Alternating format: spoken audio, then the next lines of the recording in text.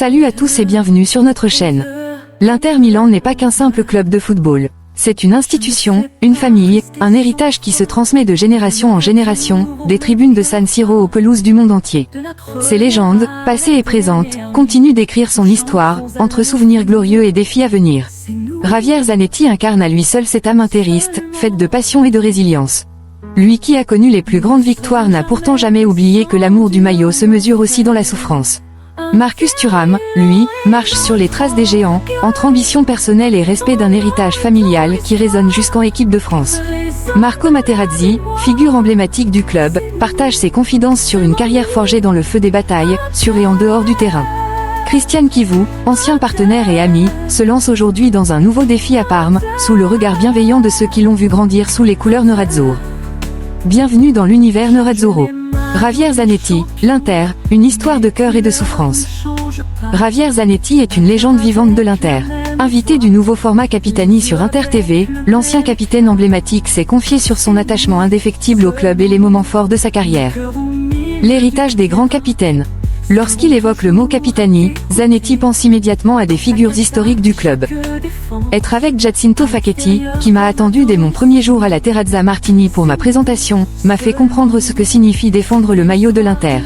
L'oncle qui m'a transmis le brassard lorsqu'il a arrêté. Je pense aussi à Pichi, un immense défenseur et un grand capitaine.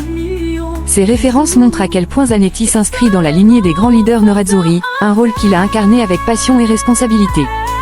Un amour né dans la souffrance. Pour Zanetti, être interista dépasse la simple notion de victoire. Être interista signifie honneur et fierté. Je peux dire que je suis tombé amoureux de l'Inter non pas après une victoire, mais après une souffrance. Et pour moi, cela a une valeur unique. Son arrivée au club n'a pas été sans doute ni peur. Je ne cache pas que j'avais des incertitudes, car j'étais très jeune et je ne savais pas si j'étais prêt pour un tel défi. Mais dès le début, l'affection des tifosi et de la famille Moratti m'a donné confiance. Des moments inoubliables. Le but crucial contre la Roma en 2008. L'un de ses souvenirs les plus marquants reste son but décisif contre la Roma en 2008, un match clé pour le titre. Je me souviens parfaitement de ce match. Avant mon but, la Roma a manqué le 2-0 qui aurait scellé la rencontre. Je revois encore cette balle dans la surface, avec Totti derrière et De Rossi devant, incapable de m'arrêter. Heureusement, le ballon est entré. Ce but a été fondamental pour remporter ce championnat. La finale de Madrid et le triomphe du triplet. Le 22 mai 2010, l'Inter remporte la Ligue des Champions à Madrid contre le Bayern, réalisant ainsi un triplé historique. Zanetti, brassard au bras, vit ce moment avec une intensité particulière. L'orgueil et l'honneur de porter ce brassard, dans un match aussi important. Je me souviens de notre échauffement. Voir notre curva pleine nous a donné ce sentiment d'appartenance, cette envie de dire, c'est la nôtre, on ne peut pas échouer, on doit rendre heureux nos tifosi. Quand je soulève le trophée, mon visage parle pour moi. Ce n'était plus moi, j'ai exprimé toute ma joie en soulevant un trophée qui restera à jamais gravé dans l'histoire. Un capitaine à jamais nerazzurro. Javier Zanetti incarne plus que jamais les valeurs de l'Inter, loyauté, passion et sacrifice. De Facchetti à la Ligue des Champions, son histoire avec le club est celle d'un homme qui a tout donné, non par simple devoir, mais par amour. Marcus Thuram, l'Inter, l'équipe de France et l'héritage familial. Dans une interview exclusive accordée à Cronage di Spogliatoio, Marcus Thuram s'est livré sur plusieurs sujets, son adaptation à l'Inter Milan, son expérience avec l'équipe de France et le poids d'être fils de. Retour sur les confidences du jeune attaquant. L'ombre d'une légende, son père Lilian Thuram. Dès le début de l'entretien, Thuram parle du rôle essentiel de son père, Lilian, véritable icône du football français. Je regarde tous mes matchs avec lui. Après chaque rencontre, on les revoit ensemble pour analyser ce que j'ai bien ou mal fait. J'apprends beaucoup de mes erreurs. Il était parfois très strict, peut-être trop, mais ça m'a aidé à trouver un équilibre. Si Lilian Thuram était dur sur la discipline, Marcus admet que c'est sa mère qui apportait la joie de vivre dans la famille. Elle rit fort, elle est comme moi. Mon frère Kefren, lui, ressemble plus à mon père. Un vestiaire rempli de bonne humeur. Malgré la pression du haut niveau, Marcus Thuram se veut un élément joyeux dans le vestiaire de l'Inter. Je suis souvent de bonne humeur. J'essaie d'apporter de la joie, mais je ne suis pas le seul. Nous sommes un groupe de joueurs qui aiment vraiment le football.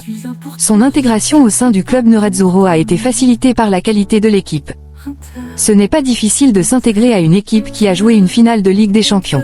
L'Inter était déjà la meilleure équipe d'Italie, même sans avoir gagné le championnat. J'arrive, je ris et je joue au foot, c'est aussi simple que ça. Son entente avec Lautaro Martinez. L'association avec Lautaro Martinez fonctionne à merveille. Jouer avec un autre attaquant me facilite la tâche, surtout avec Lautaro. Il aime faire des choses que je ne fais pas et vice-versa. Avec l'équipe de France, c'est un style différent, j'ai mis plus de temps à m'adapter. Au fil de la saison, Thuram a ajusté son rôle. Au début, j'étais plus présent dans la surface comme un vrai numéro 9. Maintenant, je me suis mieux équilibré avec Lautaro. Les souvenirs de San Siro et les chaussures de Messi. L'une de ses premières expériences à San Siro s'est avérée cocasse. Lors d'un match entre l'Inter et le Borussia Mönchengladbach, j'avais oublié mon passeport. Quand j'ai essayé d'entrer, on m'a demandé une pièce d'identité. J'ai retiré mon masque en espérant qu'on me reconnaisse, mais rien. J'ai dû me chercher sur Google pour prouver mon identité. Il évoque aussi un souvenir marquant de son enfance, quand il reçoit des chaussures de Lionel Messi. Pour moi, Messi était juste un ami de mon père. Je ne réalisais pas à quel point il était une légende. Il avoue même avoir donné ses chaussures à un ami, avant de les récupérer quelques années plus tard. Ses idoles et relations dans le football. Parmi ses inspirations, Karim Benzema occupe une place prépondérante. Il a beaucoup influencé mon jeu. Quand je suis entré en équipe de France, il m'a conseillé de ne pas changer mon style malgré mon nouveau rôle d'avant-centre. Il entretient aussi un lien spécial avec d'anciennes gloires du football. Fabio Cannavaro, très proche de mon père, m'envoie des messages après mes matchs. Il me dit toujours que je n'affronte pas de vrais défenseurs et que si j'avais joué contre lui, je n'aurais pas passé. Mais je pense que cela aurait été difficile pour lui aussi. L'apprentissage par l'expérience. Thuram partage une philosophie qui le guide au quotidien. L'important, c'est d'apprendre, qu'on gagne ou qu'on perde. Ce n'est pas de moi, c'est Nelson Mandela qui l'a dit. Il illustre cela avec un souvenir difficile. Quand j'étais à Guingamp, j'ai raté un pénalty crucial pour le maintien. Beaucoup m'ont tenu responsable de la relégation, mais ce n'était pas juste, ce sont toutes les défaites précédentes qui nous ont mis dans cette situation. Le Scudetto est la deuxième étoile de l'Inter. Revenant sur le titre de champion d'Italie, il relativise son but dans le derby. Nous n'avons pas gagné le Scudetto juste avec ce match, mais grâce à toute la saison. Mon but a scellé la victoire, mais chaque match compte. Sa meilleure image de la fête du titre. Piazza Duomo pleine. Après 17 heures dans le bus, quand on a vu cette foule, on a compris qu'on avait fait quelque chose de spécial. Une mentalité de vainqueur. Avec un sourire constant et une énergie communicative, Marcus Thuram prouve qu'il est bien plus qu'un « fils de ». Travailleur acharné et homme de vestiaire, il s'est imposé à l'Inter Milan et en équipe de France comme un élément clé. Et ce n'est que le début de son histoire. Marco Materazzi, confidence et souvenirs d'une carrière légendaire. Marco Materazzi s'est longuement confié lors d'une interview accordée à Radio TV Serie A, abordant de nombreux sujets personnels et professionnels. L'ancien défenseur de l'Inter Milan et de la Squadra Azzurra a partagé des moments marquants de sa vie, entre drames familiaux, souvenirs de carrière et anecdotes sur les grandes figures du football. Un drame familial marquant. Materazzi a évoqué avec émotion la perte de sa mère, un moment difficile qui a profondément marqué son adolescence. Quand une mère disparaît, il n'y a pas d'âge pour ressentir cette douleur. Elle est tombée malade quand j'avais 11 ans et je l'ai perdue à 15, confie-t-il. Il a rendu hommage à sa mère en donnant son prénom, Anna, à sa fille. L'influence de son père et la passion pour le basket. Son père lui avait conseillé de choisir le basketball plutôt que le football, ce qui l'a motivé à prouver qu'il pouvait réussir dans le monde du ballon rond. Il a également révélé sa passion pour le basket, expliquant que son numéro 23, qu'il a porté durant une grande partie de sa carrière, était inspiré de Michael Jordan. Les débuts en Serie A et en équipe nationale. Materazzi a fait ses débuts en Serie A face à l'Inter, dans un match où il devait marquer Djorkaeff et Zamorano. Je n'ai pas dormi la veille, se souvient-il. Son aventure à l'Everton, bien que formatrice, l'a éloigné de la sélection nationale, le poussant à revenir en Italie pour obtenir une place en Azzurri. Il raconte aussi l'émotion de sa première convocation en sélection, où il s'est senti comme un poisson hors de l'eau, avant de prouver sa valeur sur le terrain. L'expérience à l'Inter et l'âge d'or du triplet. L'histoire entre Materazzi et l'Inter Milan n'a pas commencé comme un coup de foudre, mais elle s'est construite avec le temps. Arrivé dans un club en pleine révolution, il s'est investi corps et âme pour ramener l'Inter au sommet. L'année du triplet, 2010, reste gravée dans sa mémoire. Nous étions forts, mais surtout, nous avions la mentalité de gagnant. Eto'o nous a transmis cette mentalité, et cela a tout changé. Il a aussi évoqué son rôle de leader au sein du vestiaire, y compris dans ses interactions musclées avec Balotelli. Je l'ai pris à coups de pied aux fesses, mais il m'en est reconnaissant aujourd'hui. Le Mondial 2006 et son duel avec Zidane. Le Mondial 2006 est un moment clé de sa carrière. Son but face à la République tchèque a permis à l'Italie d'éviter un parcours difficile en huitième de finale. Il reconnaît que la France était supérieure en finale, mais que l'Italie sait toujours être un adversaire redoutable. Sur son fameux duel avec Zidane, il ne s'attarde pas, préférant mettre en avant son pénalty marqué et les souvenirs inoubliables de ce sacre mondial. Un guerrier sur le terrain, un grand-père dans la vie. Materazzi se définit comme un combattant, un joueur qui n'a jamais rien lâché et qui a souvent dû prouver sa valeur. Il avoue cependant que certaines bêtises sur le terrain font partie des rares choses qu'il regrette. Aujourd'hui, il savoure son rôle de grand-père, tout en regardant vers l'avenir.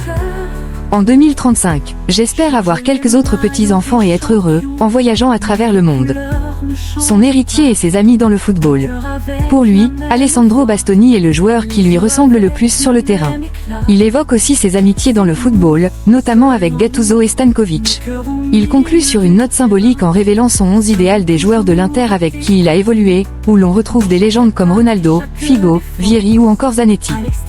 Avec cette interview, Marco Materazzi montre une fois de plus qu'au-delà du défenseur rugueux et charismatique que l'on connaît, il est avant tout un homme de cœur, passionné par le football et fidèle à ses valeurs. Cristian Chivu, un nouveau défi à Parme sous l'œil de Marco Materazzi. Cristian Chivu vient de prendre les rênes du Parma Calcio, et son ancien coéquipier à l'Inter, Marco Materazzi, a partagé ses souvenirs et son admiration pour le Roumain dans une interview accordée à la Gazzetta dello Sport. Leur relation, marquée par une complicité unique et des moments forts, témoigne du respect mutuel entre les deux anciens défenseurs. Une attente de longue date. L'arrivée de Chivu à l'Inter en 2007 a marqué un tournant pour l'équipe et pour Materazzi lui-même. C'était en 2007, nous étions à Londres pour une tournée estivale avec l'Inter de Mancini. Il est arrivé après une longue négociation et après de nombreux Roma Inter joués contre lui. Dès que je l'ai vu, je lui ai serré la main et je l'ai pris dans mes bras, en lui disant que nous l'attendions depuis des années. Ce geste symbolisait l'intégration immédiate de Chivu dans un vestiaire déjà rempli de grands noms, où il allait rapidement s'imposer comme un élément clé. Une amitié particulière. Entre Materazzi et Chivu, l'entente a toujours été spéciale, marquée par leur complicité et un humour bien à eux. Nous avons toujours plaisanté sur le fait que nous sommes deux Zingari. Deux Zingari, gauchers, pour être précis, évidemment avec toutes les précautions que cette expression implique. C'est quelque chose qui nous appartient. Derrière l'image d'un joueur discret et réservé, Chivu était en réalité un véritable ami dans le vestiaire. Il donne l'impression d'être introverti, mais en réalité, il a toujours été quelqu'un d'avenant, avec une réplique toujours prête. Un frère sur le terrain. L'un des moments les plus marquants de leur relation est sans doute l'époque où Chivu a dû jouer avec un casque de protection, après une grave blessure à la tête subie contre le Chievo en janvier 2010. Avec un frère, on fait comme ça. Il a été blessé sérieusement et est resté absent plus d'un mois. L'année suivante, avant un Inter SAMP à San Siro, je l'ai pris à part et je lui ai dit que j'irais sauter à sa place sur Pazzini, notamment sur les longs ballons. Pour le protéger, oui. Un héritage Mourinho sur le banc. De plus en plus de héros du triplet se retrouvent sur le banc en tant qu'entraîneur, Thiago Motta, Stankovic, Samuel, et maintenant Chivu. Mourinho a laissé quelque chose à chacun de nous. Et le prochain pourrait être Cambiasso. Impossible de ne pas s'inspirer de José. Materazzi rappelle cependant que prendre en charge une équipe en cours de saison est un défi différent de celui de gérer un effectif déjà bâti pour gagner. José a dirigé 20 phénomènes et a tout gagné. Entrer en cours de championnat, c'est une autre histoire. Mais Chivu y arrivera. Un homme de caractère, prêt à sauver Parme. Chivu n'a jamais reculé devant les défis, comme lors de la légendaire demi-finale de Ligue des Champions face au Barça en 2010. Il a remplacé Pandev sans même s'échauffer, et s'est placé en tant que milieu gauche. Un match incroyable. Cette force de caractère sera essentielle dans son nouveau rôle d'entraîneur du Parma Calcio, actuellement en lutte pour éviter la relégation. Quand on arrive dans une équipe en difficulté, ce n'est jamais simple. Mais il saura toucher les bonnes cordes. L'avenir dira si Cristian Chivu réussira à relever ce nouveau défi. Mais s'il applique la même détermination que sur le terrain, Parme peut espérer un nouvel élan sous sa direction. Merci d'avoir suivi cette vidéo. À très bientôt, et Forza Inter. Je suis un pour tous, je ne suis pas pour tout le monde.